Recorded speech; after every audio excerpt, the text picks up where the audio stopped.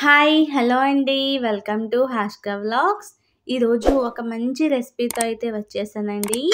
కారపొడులు అంటే ఎవరికి ఇష్టముండదు చెప్పండి. దానిలో కారం కారంగా, పుల్ల పుల్లగా చింతపండు కారప్పొడి అంటే ఇంకా ఇష్టమండి. చాలామందికి కూడా చింతపండుతో కారప్పొడి చేస్తారన్న విషయం తెలీదండి. ఇంకా ప్రాసెస్‌లోకి వెళ్ళిపోదామా? నేను తీసుకున్న క్వాంటిటీ చెప్తానండి. 50 గ్రాముల ఎండుమిరపకాయలకి 200 గ్రాములు ధనియాలండి. ఇది కరెక్ట్‌గా సరిపోతుందండి. కారం ఎక్కువగా తినేవారికి కూడా ఈ కారం సరిపోతుందన్నమాట. 20 గ్రాముల చింతపండు వేసుకోవాలండి మనం తీసుకున్న క్వాంటిటీకి. ఇంకా వెల్లుల్లి రెమ్మలు. స్టవ్ ఆన్ చేసుకుని పెనం పెట్టుకుని 2, 3 స్పూన్లు ఆయిల్ వేసుకోవాలండి. ఇదేనండి మనం వేసుకునే ఆయిలు. ఇంకా ఎక్కడ కూడా మనం ఆయిలు వేయనవసరం లేదన్నమాట. మంట లో ఫ్లేమ్‌లో పెట్టుకుని ఎండుమిర్చిని కూడా వేసేసుకుని వేపించుకోవాలండి. దోరగా వేపించుకోవాలి. ఎక్కడా కూడా మాడనివ్వకూడదండి. మాడిపోతే మొత్తం టేస్ట్, కలరు మారిపోతాయి కదా! చూసారు కదండీ! వేగిపోయాయి కదా! ఇవి కూడా ఒక బౌల్‌లోకి తీసేసుకుని అదే పెనంలో ధనియాలు కూడా వేసేసుకోవాలండి.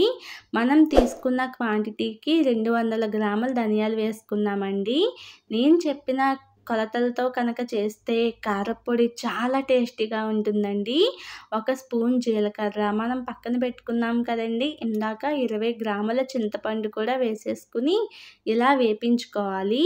ఇలా వేపించుకోవడం వల్ల చింతపండు చాలా ఈజీగా మనకి మిక్సీలో మెత్తగా అయిపోతుందండి. ధనియాలు వేపించేటప్పుడు కూడా మంట లో ఫ్లేమ్‌లో పెట్టుకోవాలండి. అస్సలు మాడనివ్వకూడదు. చూసారు కదా!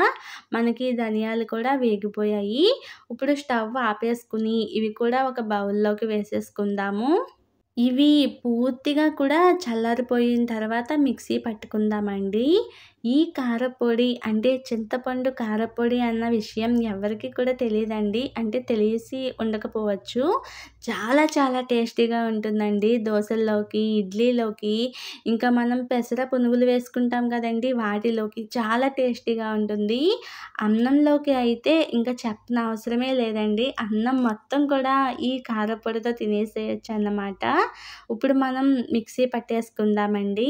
మిక్సీ పట్టుకునేటప్పుడు బాగా మెత్తగా కాకుండా కొంచెం బరకగా ఉండేలా పట్టుకోవాలండి. చూసారు కదా! ఇలా పట్టుకోవాలి. మనం సాల్ట్ ఎక్కడా వేయలేదు కదండీ! సాల్ట్ ఎప్పుడు కూడా కారప్పొడి అయిపోయిన తర్వాత లాస్ట్‌లో వేసుకుని కలుపుకోవాలండి.